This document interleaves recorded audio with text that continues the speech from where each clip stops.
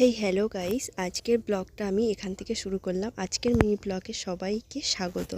তোমরা দেখতেই পাচ্ছ আমি চলে এসেছি আমার একটা স্টুডেন্টের বাড়িতে।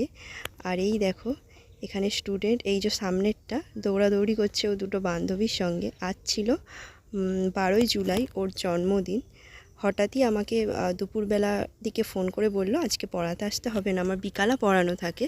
তো বলছে তুমি সন্ধ্যে 7টায় আসো, আজকে বার্থডে সেলিব্রেশন হবে।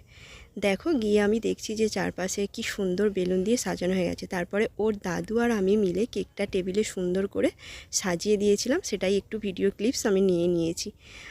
যেহেতু ও দাদু দিদার সঙ্গে থাকে তাই সব কিছু একটু গিয়ে গুছিয়ে হাতে হাতে করে দিতে হচ্ছিলো। তারপরে দেখো ওর আরও একটা বান্ধবী এসে গেছে, আর ওর যেই বলেছি আমি যে আমি একটু ভিডিও করবো, ওরা তো কী খুশি দেখো, ভিডিওতে এসে সবাইকে হাই করে দিচ্ছে। আর ওরা বার্থডে ক্যাপও পরে নিয়েছে। আর এবারে কিন্তু দেখো সেই মুহূর্ত চলে এসেছে যেখানে ও কিন্তু কেক কাটার জন্য একদম রেডি হয়ে গেছে।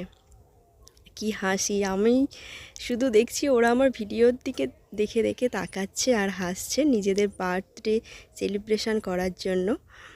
তারপরে দেখো আমি ওর গিফটটা দিয়ে দিলাম, কি হাসি, গিফটটা এখনই খুলবে।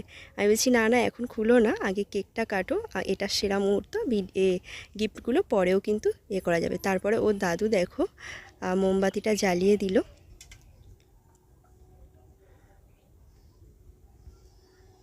তারপরে সেই মুহূর্ত চলে এসেছে, ও কিন্তু আগে মোমবাতিটা না নিভিয়ে কেক কাটতে চলে গেছে। বাচ্চা তো আনন্দে আত্মহারা হয়ে গেছে। তারপরে বলে দেয়া হলো, আমরা সবাই মিলে ওকে উইশ করলাম। এই মুহূর্তটা কি দারুণ ছিল। আগে কাকে খাওয়াবে বুঝতে পারছে না, ওই কাকিমারা নিয়ে গেলে ওর ওর দিদার কাছে, ও দিদাকে আগে খাইয়ে দেবে। যেহেতু ও দিদা দাদুর সঙ্গে থাকে, দিদাই ওর মা এখন।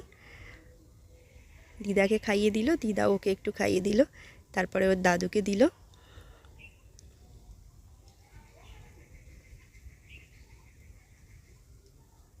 তারপরে দেখো এদিকে আরেকটা ম্যাডাম ছিল, ম্যাডামকেও একটু খাইয়ে দিল, ম্যাডাম কেটে দিচ্ছিল।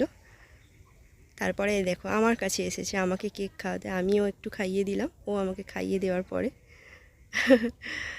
আর ওর গালে একটু মাখিয়েই দিলাম। ও তো খুব খুশি, সবাইকে কেক মাখাবে, ওর বান্ধবীদেরও কেক মাখাবে। চলো আজকের ব্লগ এখানেই শেষ করলাম।